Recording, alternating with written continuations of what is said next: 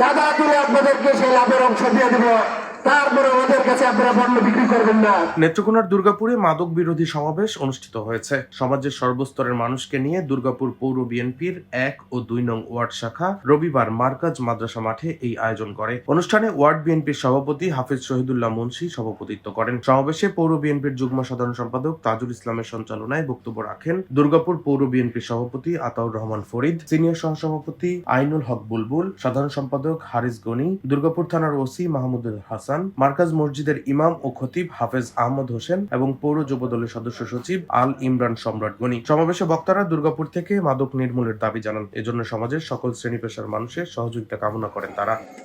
আমার সাথে এই এলাকার মাদক চোরাকার বাড়ি কারোর সাথে কোনো লাইন নাই, যদি সে বলে তাকে আপনারা ধরে আমাকে ফোন দিবেন। ডেস্ক রিপোর্ট, দৈনিক ডেস্টিনি।